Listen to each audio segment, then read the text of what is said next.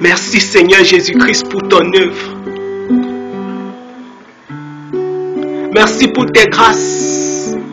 Merci pour la santé. Merci pour ta présence. Merci pour ta magnificence. Tu es incomparable dans ce que tu accomplis. Nous ne t'avons pas cherché, Seigneur. C'est toi qui es venu vers nous pour te révéler, roi de gloire, alors que nous étions dans les ténèbres, perdus, loin de ta face. Seigneur, nous voulons te bénir, nous voulons t'exalter, te glorifier et te magnifier pour la grâce, pour le privilège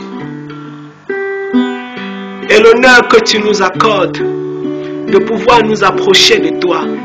Le Seigneur des Seigneurs, celui qui a fait toutes choses, il s'est souvenu de nous, hommes faits de chair et de sang que nous sommes. Le grand Dieu du ciel qui a fait toutes choses s'est approché de la créature. Seigneur, nous voulons t'exalter, nous voulons te glorifier et te magnifier. Nous voulons te chanter et te célébrer. Nous voulons te louer, nous voulons, Éternel notre Dieu, notre Père, exulter de joie car tu t'es souvenu de nous pour t'approcher de l'homme, pour t'approcher de la chair.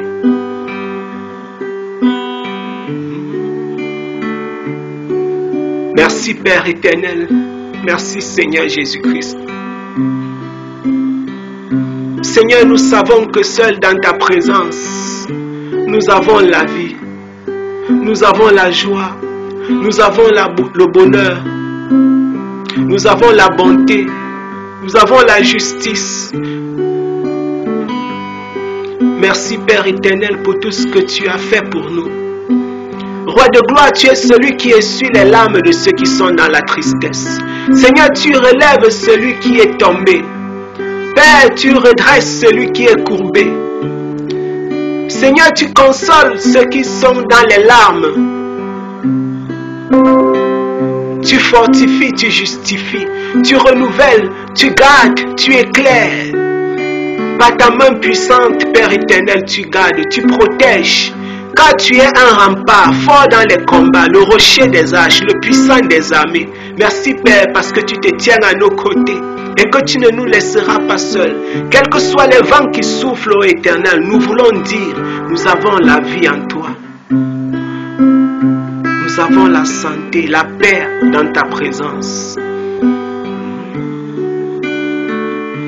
Merci Seigneur Jésus-Christ. Merci Yahweh Adonai.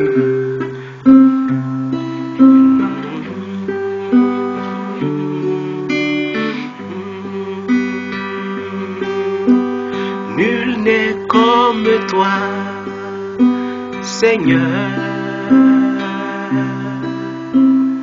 Nul n'est comme toi, Jésus. Nul n'est comme toi, Seigneur. Nul ne peut aimer comme toi. Nous reprenons ensemble. Nul n'est comme toi, Seigneur. Nul n'est comme toi, Jésus. Nul n'est comme toi, Seigneur. Nul ne peut guérir comme toi. Nul n'est comme toi. Nul n'est comme toi, Yahweh. Nul n'est comme toi. Nul n'est comme toi, mon roi. Nul n'est comme toi, nul n'est comme toi, Jésus, pour pouvoir. Nul ne peut pouvoir comme toi. Nul n'est comme toi, nul n'est comme toi, Adonai. Nul n'est comme toi, Yahweh, nul n'est comme toi. Jésus, nul n'est comme toi, nul n'est comme toi. Mon roi, pour guérir, nul ne peut guérir comme toi. Nul n'est comme toi, nul n'est comme toi, Jésus. Nul n'est comme toi, mon Dieu, nul n'est comme toi, mon Dieu, pour apaiser. Nul n'est comme toi, Jésus. Nul ne peut apaiser comme toi. Nul n'est comme toi, nul n'est comme toi, mon Dieu. Nul n'est comme toi, mon maître. Pour sauver, nul n'est comme toi, mon Dieu. Nul ne peut sauver comme toi. Nul ne comme toi, Jésus. Nul n'est comme toi, nul n'est comme toi, mon maître. Nul n'est comme toi, Adonai. Pour restaurer, nul ne peut restaurer comme toi. Nul n'est comme toi, nul n'est comme toi, mon maître. Oui, nul ne peut, nul n'est comme toi, le Seigneur des seigneurs. Nul n'est comme toi, éternel. Oh, pour fortifier, nul ne peut fortifier comme toi. Nul n'est comme toi, Jésus. Nul n'est comme toi, Yahweh. Nul n'est comme toi, éternel, pour sanctifier. Nul ne peut sanctifier comme toi. Tu touches ma vie, tu touches mon cœur, tu me changes, tu me changes. Tu me donnes ta vie, tu touches ma vie, tu touches mon cœur, tu me changes, tu me changes, tu me donnes ta vie, tu touches ma vie, tu touches mon cœur. Tu me changes, pour me donner ta vie. Tu touches mon cœur. Tu touches ma vie. Tu me changes, tu me donnes ta vie. Tu touches ma vie. Tu touches mon cœur et tu me changes, tu me donnes ta vie. Tu touches ma vie, tu touches mon cœur, tu me changes, tu me donnes la vie. Tu touches mon âme, tu touches mon âme, tu touches mon cœur et tu tu me changes, tu me changes, tu me donnes ta vie. Mon âme, tu touches, mon âme, tu touches mon cœur et tu me changes, tu me changes, tu me donnes ta vie. Croupissant dans le péché, loin de toi mon Dieu, tu m'as visité pour me changer, pour me donner ta vie. Loin de toi dans les ténèbres, loin de ta face Yahweh, tu m'as visité pour me donner ta vie. Tu touches mon âme, tu touches mon cœur et tu me changes pour me donner ta vie. Tu touches mon cœur, tu touches mon âme et tu me changes pour me donner ta vie. Tu touches mon cœur, tu touches mon âme, mais tu me changes, tu me donnes ta vie.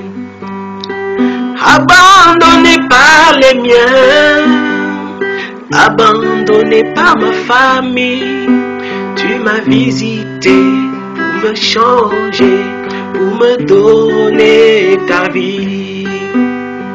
Croupissant dans le mal, noyé dans le péché, tu m'as visité pour me donner ta vie. Rejeté, humilié, loin des hommes, le grand Dieu m'a aimé pour me donner sa vie. Tu touches pour donner ta vie. Tu touches mon âme, tu touches mon cœur et tu me changes pour me donner la vie. Tu touches mon cœur, tu touches mon âme, tu me changes pour me donner ta vie. Tu touches mon cœur, tu touches mon âme, tu me changes pour me donner la vie.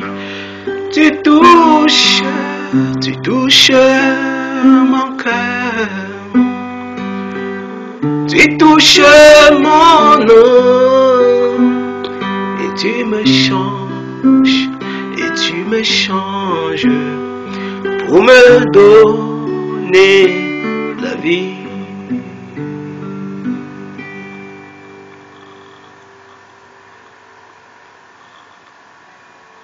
Nous allons lire. Merci Seigneur. Nous allons lire. Nous allons ouvrir nos Bibles dans le livre de Jacques au chapitre 5. Jacques au chapitre 5. Nous allons lire dans le livre de Jacques au chapitre 5, les versets 7 à 13. Jacques au chapitre 5, les versets 7 à 13. Jacques, c'est dans le Nouveau Testament, dans la deuxième partie de la Bible, dans la partie consacrée aux épîtres. dans le livre de Jacques. Après Hébreu, nous lisons, je vais lire pour nous pendant ce temps. On apprête 1 Pierre chapitre 2, les versets 20 à 25. Je lis dans Jacques chapitre 5, les versets 7 à 13. Il est écrit ceci.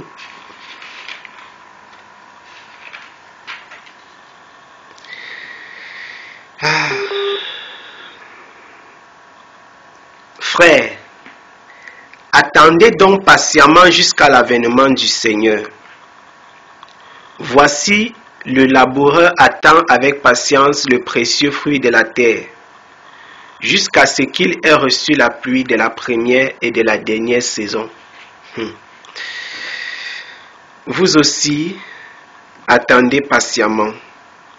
Affermissez vos cœurs. Soulignez, affermissez vos cœurs. Soulignez ça.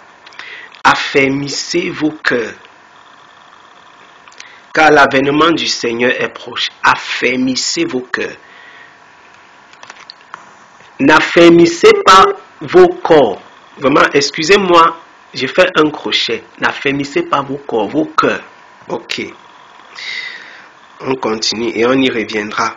Frères, ne vous plaignez point les uns des autres, de peur que vous ne soyez condamnés. Voici, le juge est à la porte. Mes frères, prenez pour modèle de souffrance. Pour modèle de souffrance. On n'a pas dit pour modèle de richesse. Ok. De souffrance et de patience, les prophètes qui ont parlé au nom du Seigneur. Nous regardons comme heureux ceux qui ont souffert avec constance. Nous regardons comme heureux ceux qui ont souffert avec constance. Vous avez entendu parler de la constance de Job. La constance de Job. Et vous connaissez la fin que le Seigneur lui accorda. Car le Seigneur est plein de miséricorde et de compassion. Sur toute chose, mes frères, ne jurez ni par le ciel, ni par la terre, ni par aucun autre serment, mais que votre oui soit oui et votre non, non, de peur que vous ne tombiez dans la condamnation.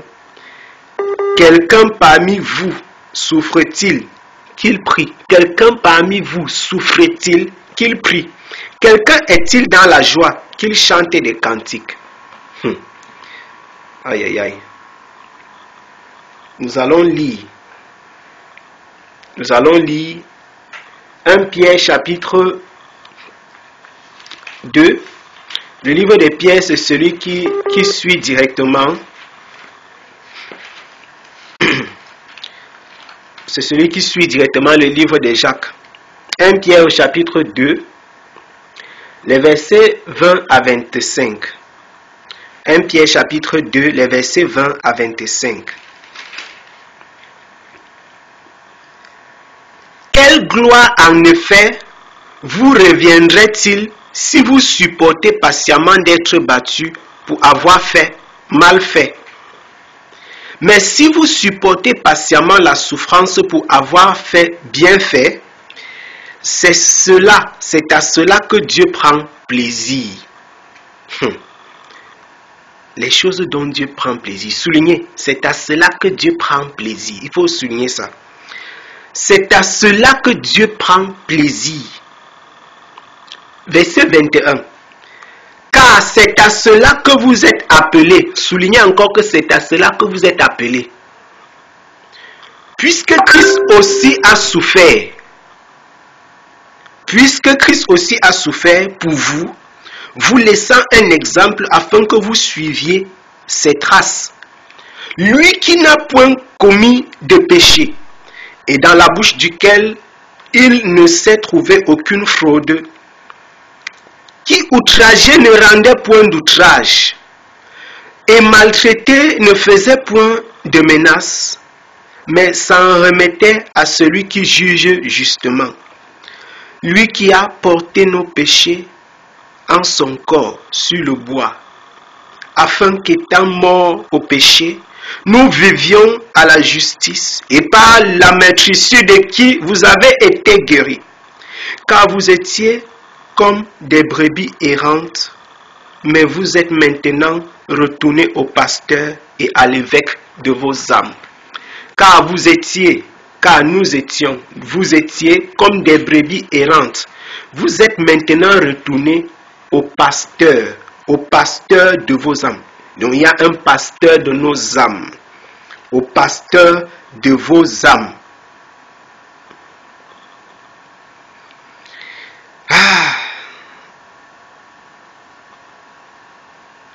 Nous allons lire pour finir Job chapitre 36, verset 21. Je lis Job chapitre 36, verset 21.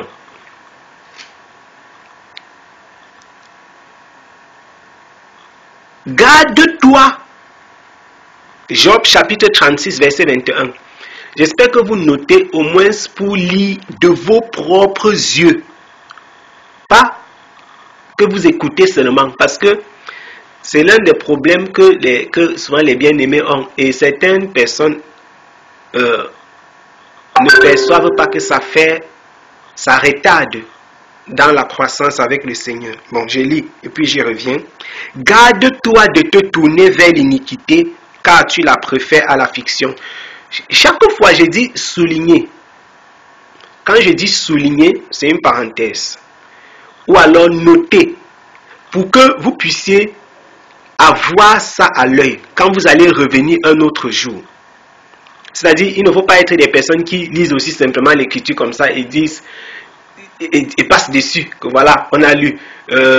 Les frères, dernièrement encore, il y a une bien-aimée qui m'écrivait pour me poser une question que je lui ai déjà répondu au moins 3 ou 4 fois.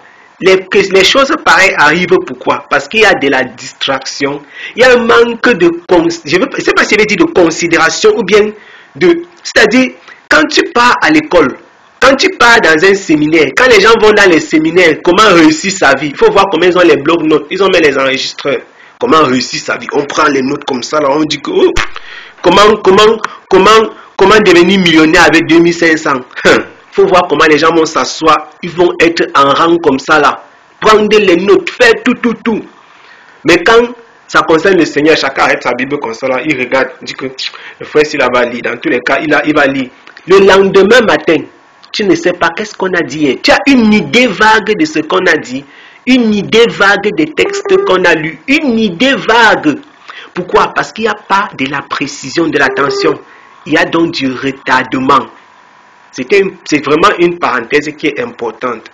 Si nous voulons avancer avec le Seigneur, il faut nous y mettre. Il faut que tu aies un cahier, par exemple.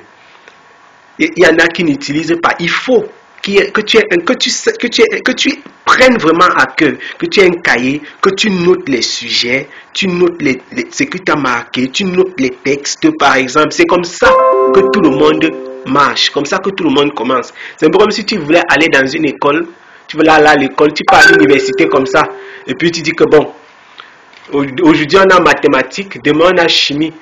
Je te donne même 2 semaines. Si après 2 semaines, tu peux me dire ce qu'on a fait le lundi surpassé, c'est que tu es fort. C'est pas possible, tu ne peux pas. C'est pourquoi on part à l'école avec les cahiers et les bics. Voilà. C'est-à-dire, tu viens, tu vas t'asseoir comme ça, tu commences à dire que le pauvre va parler, il va retenir comment définir une fonction, comment trouver le domaine de définition. Tu vas seulement regarder avec tes yeux comme ça, filmer, écouter avec tes oreilles, ça ne peut pas marcher. Tu vas échouer avec catastrophe. Maintenant, si nous pouvons prendre au sérieux les choses pareilles, à plus forte raison les choses du Seigneur, à plus forte raison. C'est une parenthèse et j'espère qu'elle est bien positionnée. La parenthèse est fermée. Que celui qui a des oreilles entende. La souffrance. Nous retournons à notre sujet. La souffrance, les difficultés de la vie. Est-ce qu'il y a quelqu'un parmi nous qui peut dire qu'il n'a pas de difficultés?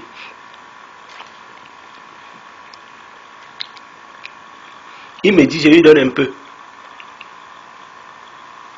C'est-à-dire, si quelqu'un sent que mais ma vie est trop nyanga et je sens que vraiment, c'est qu'il y a problème. Je crois que ce n'est pas possible. Chacun a des difficultés particulières liées à sa marche avec le Seigneur, liées à l'environnement dans lequel il vit, liées à son passé, à son présent, liées à ses parents, liées... Les difficultés sont multiformes. Multiformes. Multiformes. Multiformes. Jacques dit que nous devons attendre patiemment l'avènement du Seigneur. Pourquoi? Quand il parlait de la patience, qu'est-ce que la patience a à voir avec les difficultés? Attendre patiemment. Vous savez, nous aujourd'hui, on nous prêche un christianisme où il n'y a pas de problème. Un christianisme où il n'y a pas de souci. Personne ne veut souffrir. Personne. Jacques dit que attendez patiemment l'avènement du Seigneur. C'est pour dire que quand quelqu'un te dit que attends patiemment, non. Ça veut dire que si vraiment tu n'es pas patient, tu risques de lâcher. C'est pourquoi Jésus dira dans Matthieu 24 que celui qui va, résister, persévérer.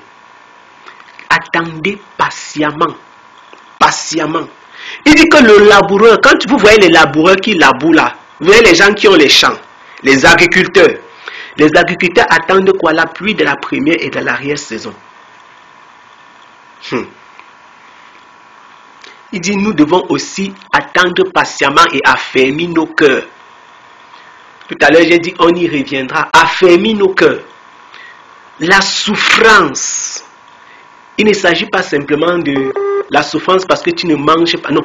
La souffrance, la véritable souffrance de la vie qui affecte tous les aspects de ta marche avec le Seigneur.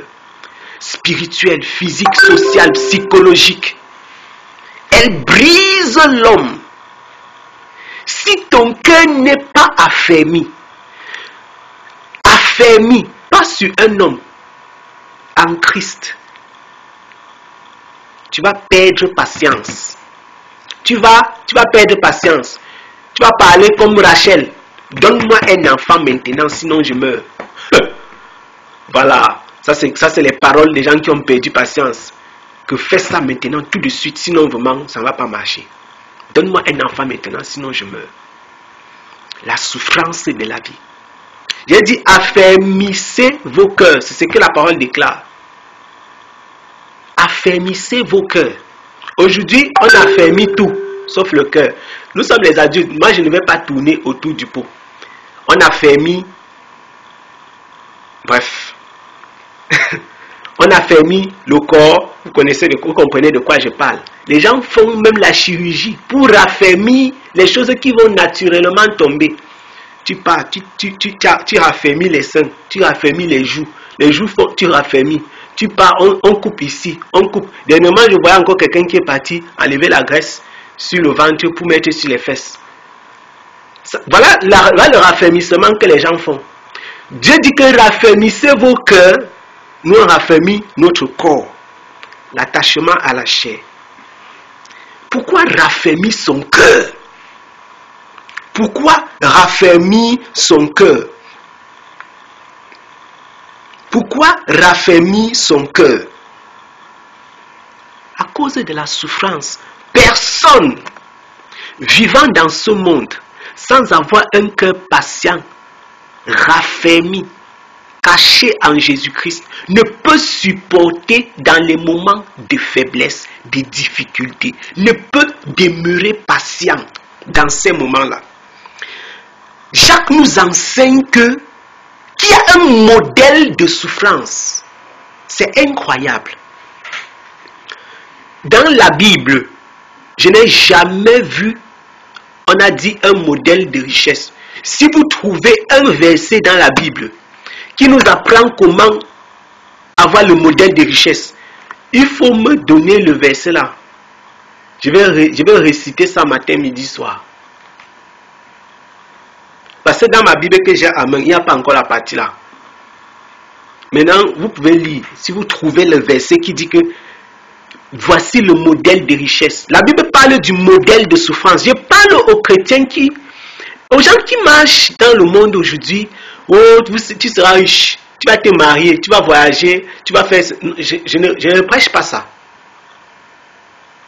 C'est une blague. Ça, c'est une blague. Il faut dire la vérité aux hommes. Le modèle, c'est la souffrance. C'est curieux parce que ce n'est que ce message que les apôtres, on aurait pu lire une dizaine de textes sur ce même message. Commençant de l'Ancien Testament, allant dans les épîtres, là-bas c'est grave. Les épîtres ne parlent que de ça, du témoignage chrétien, de la souffrance qu'il y a à suivre Jésus-Christ. Les épîtres ne parlent que de ça. Quand Paul dit « je puis tout par Christ », quand il dit ça, il n'est pas en train de dire que je peux devenir milliardaire. C'est aujourd'hui on a tordu les paroles de Paul. Que je puis tout par Christ. Je puis tout par Christ qui me... Les gens utilisent ça pour dire que ok, moi aussi je peux marcher sur l'eau. Après c'est noir. Moi aussi je peux faire ceci. Je puis tout. Non, c'est pas de ça l'apôtre Paul parlait. Vous voyez, tous les épîtres parlent de la souffrance. J'ai supporté patiemment. Je me suis dépouillé pour vous. J'ai été flagellé. J'ai été abandonné, laissé pour mort. On va citer quel texte? J'ai pris 2 apôtres différents en dehors de Paul. Pour qu'on n'ait pas... Parce que beaucoup de personnes pensent que c'est Paul qui prêchait le message de non, la souffrance. Tous les apôtres sont passés par là. La Bible nous déclare que c'était à Patmos, enfermé, que Jean a reçu la révélation. Donc ils avaient ça, c'était en eux, la souffrance. C'est un chemin indispensable par lequel chaque chrétien doit passer. Il dit que vous prenez pour modèle de souffrance et de patience les prophètes qui ont parlé au nom du Seigneur. Et il dit que vous avez entendu parler de la constance de Jacob. Donc il cite un de ces prophètes-là. Vous avez entendu parler de la constance de Jacob. Nous tous, nous avons entendu parler de la constance de Jacob. De comment il a résisté dans la souffrance, dans la douleur, dans la difficulté. Il a résisté de toutes ses forces. Aujourd'hui, nous vivons dans un monde où c'est tellement facile d'abandonner. Pourquoi? Parce que c'est ce qu'on nous a prêché, c'est ce qu'on nous a enseigné. Tu seras riche, tu seras ceci, tu vas faire cela, tu vas voyager, tu auras ton visa, tu auras le travail, tu auras ceci, tu seras cela. C'est toujours tu seras élevé, tu seras béni. Oh machin, reçois ta bénédiction, tu auras l'argent. C'est toujours ça. Dans le même texte de Jacques, remontez un peu, vous allez voir ce qu'il dit de l'argent. Pour ceux qui ont de quoi noter, remontez dans Jacques chapitre 5, là, lis les versets que nous n'avons pas lus. Vous verrez ce que Jacques dit de la richesse. Je n'ai pas voulu lire tout cela pour qu'on ne s'étende pas au-delà de ce qui est le point focal. Remontez dans Jacques chapitre 5 là-bas, voir ce qu'on dit de la richesse. Remontez même plus haut pour comprendre quel est le contexte, de quoi il parle. De quoi il est question. Pierre dit que si tu supportes patiemment dans nos souffrances, dans les afflictions que nous traversons, mes bien-aimés, il dit que si nous supportons patiemment parce que nous avons bien fait, alors c'est une bonne chose. Mais si tu supportes parce que tu as mal fait, quelle gloire est-ce qu'il y a pour un homme de supporter, de payer le prix de ses méfaits? C'est-à-dire, si tu fais quelque chose et on te punit, quelle est la gloire? Tu vas dire que tu es en train de supporter quoi patiemment? Non, tu es en train de payer le prix. Donc, quand la Bible parle de la souffrance, il faut donc déterminer de quelle souffrance il est question. J'espère que vous comprenez bien. Donc dans la Bible, on n'est pas en train de parler de n'importe quelle souffrance. Maintenant, il y a les gens qui sont là dehors. Ils savent dans leur cœur que ma souffrance est ici. Je sais d'où ça vient. Et tous les jours, ils disent que vraiment, je souffre, je souffre. Non, tu payes le prix. Tu n'es pas en train de souffrir. Tu payes le prix de quelque chose. Tu payes le prix. Il faut donc faire la différence entre la souffrance qui vient de Christ, la souffrance du témoignage, la souffrance de la vie et les souffrances que chacun connaît. Si tu pars voler quelque part et on te crève un œil, c'est ta souffrance, c'est ta propre souffrance, c'est pas Christ là-bas. Il y a des sorciers qui sont partis dans leur truc là-bas, on les a attrapés, tu les vois coucher comme ça. Après, ceux qui sont à l'hôpital comme Jeanne, peut-être ils vont arriver là. Tu vas croire même qu'il a une vraie maladie. Peut-être il sait d'où il vient. Ce type-là, c'est pas la souffrance. C'est pas la souffrance, c'est ça. Enfin, je veux dire, c'est pas la souffrance selon les Écritures. Même s'il pense qu'il est en train de souffrir, il est en train de payer un prix. Donc, nous chrétiens, toi qui es enfant de Dieu, si tu l'es véritablement, tu dois savoir que si tu souffres, il ne faut pas qu'il y ait une raison précise, qui est une accusation qui pend sur ton cou. C'est ça la véritable souffrance. Ce n'est pas le fait de rester comme ça et dire qu'on m'accuse, alors que réellement, si on part fuir, en effet, tu mérites les accusations. Voilà, parce que tu as fait. Il y a des gens qui sont, il y a des champions de la calomnie. Les champions de la calomnie, on en a vu. On a vu souvent dans nos familles, il y a des gens, vous allez voir, il y a toujours dans chaque famille quelqu'un qui parle trop. Et il connaît retourner les histoires sur les autres. S'il te raconte une version de fait, tu peux boire son caddie jusqu'à demander qu'on ajoute. Mais en réalité, ce qui est vrai, c'est autre chose. Il y a donc des personnes qui cherchent eux-mêmes leurs problèmes. Il y a des gens qui cherchent eux-mêmes leurs problèmes. C'est pourquoi la souffrance dont l'Écriture parle, nous devons bien discerner de quoi il est question. Dans ta façon de marcher avec le Seigneur, rassure-toi que tu vis dans la sainteté, dans la justice, dans la vérité, afin que quand tu souffres, que tu ne sois pas en train de dire que c'est la souffrance pour le Christ alors que c'est ta propre souffrance. Tu peux faire le njansang, comme on appelle, le maquillage, le décapage, pour être plus précis. Dans 5 ans, quand tu as tes problèmes de peau, tu commences à dire que non, tu souffres. Peut-être c'est après que tu t'es converti. Non, tu es quand même en train de payer le prix. Ce n'est pas parce que tu t'es converti maintenant, non. Vous comprenez comment c'est délicat. Comment c'est délicat. Les petites choses que nous faisons et qui peuvent se retourner contre nous, ce n'est pas la souffrance pour Christ. Ceci pour nous amener à comprendre quoi? Ceux qui souffrent pour Christ sont très peu. Je veux dire, ceux qui souffrent à cause de leur vie de témoignage, ils sont très peu. Ceux qui souffrent véritablement parce qu'ils ont décidé de ne pas se conformer au monde, ils sont peu. Ceux qui souffrent parce qu'ils ont décidé, je ne veux pas la corruption, je ne veux pas l'injustice, je ne veux pas entrer dans les sectes, je vais demeurer avec le Seigneur. Je préfère mourir pauvre que d'être riche à travers le sang des gens, le sang versé. Ceux-là, ils sont peu.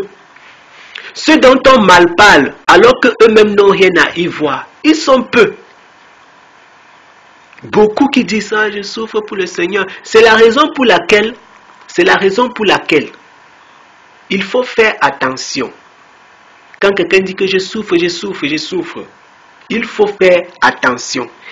faire attention. Nous avons dit que le Seigneur, nous avons prié afin que le Seigneur, pendant ces jours, que le Seigneur nous accorde un cœur qui résiste pendant la difficulté, qui tient ferme dans la souffrance. Il faut savoir de quelle souffrance il est question. Donc, rassure-toi de ranger ta vie, afin que tu n'accuses pas Dieu dans tes prières. Parce que tu vas te lever comme ça, courir, partir dire à Dieu que, oh Seigneur, je souffre. Quelqu'un dit, on souffre. Alors que tu es en train d'accuser Dieu. Oui, tu es en train d'accuser Dieu. C'est-à-dire, tu es en train de payer le prix de ta propre vie. Mais tu penses que c'est de la souffrance. Non. Si pour quelque chose que tu devais faire. Tu ne l'as pas fait. Et puis tu souffres. Ou alors pour quelque chose que tu ne devais pas faire. Tu l'as fait. Et ça engendre des souffrances. Ce n'est pas à cause du nom de Jésus-Christ. C'est à cause du péché. C'est à cause du mal. C'est à cause de l'iniquité. Pierre nous donne donc des indications. Pierre nous avertit. Il nous dit que si nous souffrons à cause de ces choses-là, il n'y a aucun bénéfice à cela. Il n'y a aucun bénéfice. Il dira quelque chose de plus grave même que ce que Jacques a dit. Il dit que c'est à la souffrance que vous êtes appelés dans 1 Pierre chapitre 2 verset 21. Il dit que si vous supportez, verset 20 à la fin, si vous supportez patiemment la souffrance pour avoir fait bien, c'est à cela que Dieu prend plaisir. Donc, Dieu prend plaisir à ta souffrance. Quand tu souffres là, Dieu prend plaisir. Quand il voit le frère, on vient comme ça, Dieu prend plaisir. Quand la femme de Potiphar, hier j'en parlais encore, quand la femme de Potiphar vient voir le jeune Joseph, quand la femme de Potiphar vient voir le petit Joseph, elle dit je veux coucher avec toi. Joseph dit non. Quand Joseph est en prison en train de souffrir, Dieu est en train de prendre plaisir à cela. Voilà ce qu'on appelle la souffrance. Voilà ce qu'on appelle la souffrance. Voilà ce qu'on appelle la souffrance. Dieu prend plaisir à ce type d'acte. Même si la souffrance découle, le Seigneur prend plaisir. On dit Dieu prend plaisir à la souffrance, à ce type de souffrance ici. Car c'est à cela que vous êtes appelés. Vous comprenez l'appel? Voici votre appel. Si quelqu'un cherchait son appel, voici ça. Voici l'appel. Les gens qui disent que Seigneur, tu m'as appelé à quoi? Voici un de vos appels ici. 1 Pierre chapitre 2, verset 21. Oh, je vais faire ceci, je vais faire cela. Il y a des gens qui croient que leur appel c'est la richesse. Que le Seigneur I got my prophecy. Tu blagues. Tu as eu ta prophétie. Hein? Satan rit. Vraiment, les démons se moquent quand les gens font certaines choses. Vous pensez vraiment que Jésus est mort à la croix pour que les gens se promènent comme ça en sifflotant que vraiment je vais être riche, je vais avoir l'argent, je vais faire ceci. Il fallait que Jésus meure à la croix pour que nous soyons riches. Non mais sérieux. Soyons sérieux. Il fallait que Jésus meure à la croix pour... Est-ce qu'avant Jésus il n'y avait pas les riches? C'est qu'il y a des choses que je ne comprends pas. Au nom de Jésus, reçois ta richesse. Quelle richesse? C'est terrible. C'est que l'homme est tellement englué dans le péché, les ténèbres l'ont tellement couvert qu'il est devenu bête. Il ne comprend rien à rien. Il ne comprend rien à rien. C'est-à-dire, il ne sait même plus discerner la gauche de la droite. Comme dit Élie. Tu ne sais plus, tu ne connais plus ta gauche, c'est gauche ou c'est droite ou. On te dit n'importe quoi, tu crois, tu acceptes et tu prends ça pour la vérité. Donc, Jésus est mort pour ça. Vraiment. La parole du Seigneur déclare que lui, il a été outragé. Donc, le Fils de Dieu, le Fils de l'homme, le Seigneur, Dieu fait chair, Dieu est venu sur la terre, il a accepté de souffrir. Maintenant, toi, tu dis que, comme il a souffert là, toi, tu ne vas pas souffrir. Alors que la parole de Dieu déclare que nous allons marcher comme il a marché. Si tu refuses la croix, tu es en train de refuser de suivre Christ. Point final. Si tu refuses la croix, je veux dire de porter ta croix, c'est-à-dire de recevoir ce fardeau-là, d'être rejeté par certaines personnes qui t'aimaient, d'être rejeté par certains membres de ta famille, d'être calomnié par certaines personnes à cause de tes prises de position, d'être, je veux dire quoi? Bref, vous comprenez. Si tu refuses ça, ça veut dire que tu as refusé Christ. Il n'y a pas plusieurs façons de refuser Christ. Ce n'est pas que tu vas t'élever dans la prière comme ça, dire que Jésus, je te rejette. Non, chaque fois que nous acceptons la richesse, le bonheur, la joie, le mariage et le visa, et que nous refusons d'accepter, nous refusons de recevoir la souffrance qu'il y a dans le témoignage de Christ, nous sommes en train de refuser Jésus-Christ même. Et c'est pourquoi le Seigneur te dira, au dernier jour. Je n'étais jamais connu. Je n'étais jamais connu. Pourquoi? Parce que tu as reçu tout ce qu'on t'a donné, sauf ce que je t'ai proposé. Voici ton appel. 1 Pierre chapitre 2, verset 21. Voici l'appel. Tous ceux qui vivent dans le monde, pensant que Jésus-Christ est mort sur la croix, pour qu'ils se promènent en montant leur forme, en dansant dans les boîtes de nuit, en faisant quoi, en étant riche, en ayant les... Tu te mets ton propre doigt dans l'œil bien profond. Et les démons se moquent de toi. Ils t'attendent pour se promener avec toi dans le séjour des morts. Voilà. Parce que c'est une grosse blague. C'est une supercherie qui n'a pas de nom. On a appelé ça l'évangile de la prospérité. Je dis, si tu refuses cela, tu as renié Christ. Car notre aîné dans la foi, Pierre dit que c'est à cela que vous avez été appelés. Ce n'est pas moi qui déclare. J'espère que vous avez aussi vos Bibles que vous lisez. C'est à cela que vous avez été appelés, puisque Christ aussi a souffert pour vous. Donc, tu dis que non. Il y a des gens, je suis sûr que vous avez déjà entendu les gens qui disent que Jésus a été déjà pauvre, je ne peux pas être pauvre. Vous voyez donc dans l'Écriture, aujourd'hui nous sommes en train de lire que comme Christ a souffert, nous allons aussi souffrir. Il y a des gens qui disent que non, comme Jésus avait déjà fait là, on ne peut plus faire. Qui t'a dit ça? Vous connaissez un seul verset de la Bible qui dit que Jésus nous a épargné de la souffrance, que non, dans la vie, on va marcher sur la terre, que nous sommes venus sur la terre pour posséder le monde. Que non, Jésus-Christ a déjà été... Après, on va prendre les versets. Non, ils sont très très forts. Il s'est fait pauvre afin que nous soyons riches. Tu parles. Tu connais les immeubles que Pierre a construits? Il avait combien de bateaux? Tu connais les immeubles que Paul a construits? Il s'est fait pauvre afin que nous soyons riches. C'est alors comme ça, quand on n'a pas compris de quoi Dieu parle, on va tordre, on tord, jusqu'à ça prend la forme qui nous plaît, on garde. J'ai dit que les démons rient quand ils voient les choses pareilles. Ils rient, parce que l'homme se trompe lui-même. Quand tu fais ça, tu te trompes toi-même. Que le Seigneur ait miséricorde, vraiment, que le Seigneur ait miséricorde de la race humaine. Ceux qui vivent dans notre génération, c'est grave, c'est très très grave. Cette histoire de la souffrance ici, ce n'est pas un jeu. Nous ne sommes pas prêts. Je parle comme ça, vous pouvez penser que... Bref, on va terminer.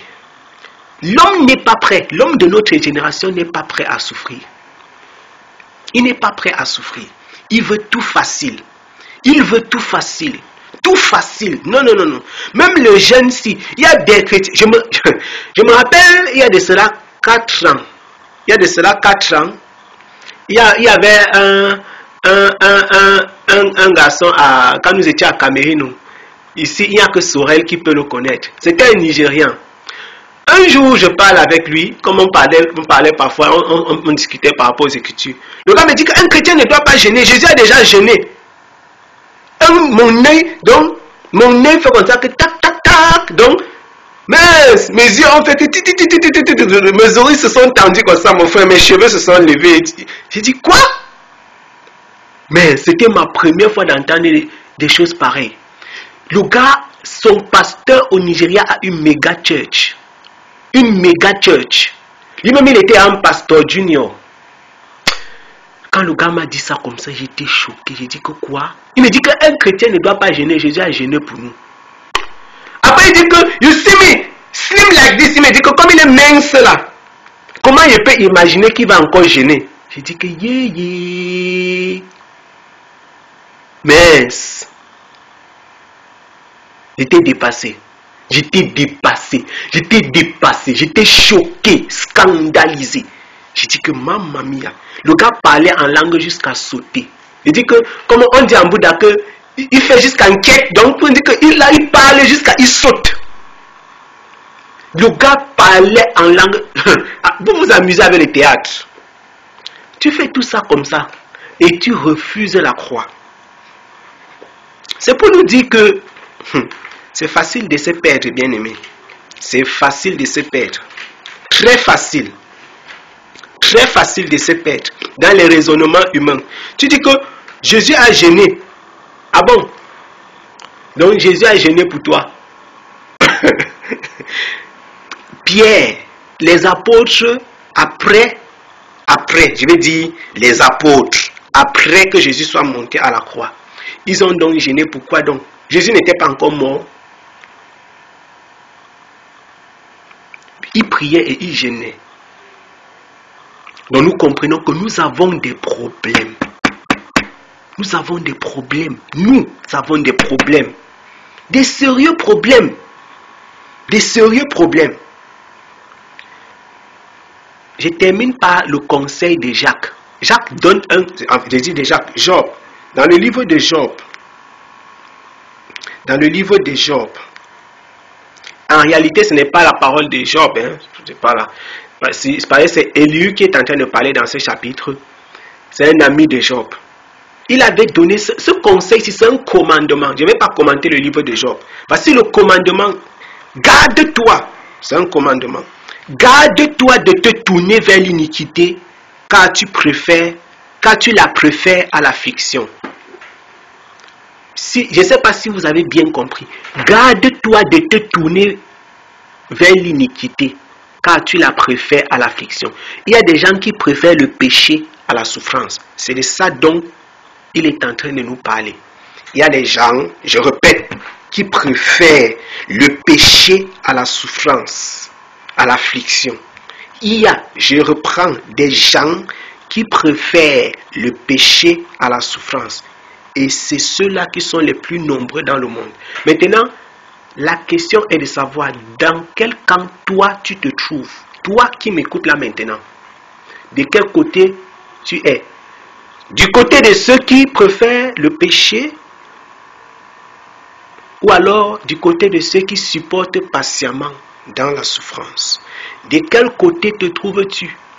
Du côté de ceux qui sont patients dans l'affliction, qui ont le regard sur le Seigneur, qui crient jour et nuit pour recevoir la délivrance, ou alors tu es du côté de ceux qui ont dit je ne vais pas supporter cette affaire, je préfère l'iniquité, je préfère raffermir mon corps que de raffermir mon cœur. De quel côté te trouves-tu? À chacun donc de s'examiner et de savoir qu'est-ce qu'il en est pour lui-même. Que le Seigneur vous bénisse abondamment. Que le Seigneur nous bénisse abondamment. Bonne méditation.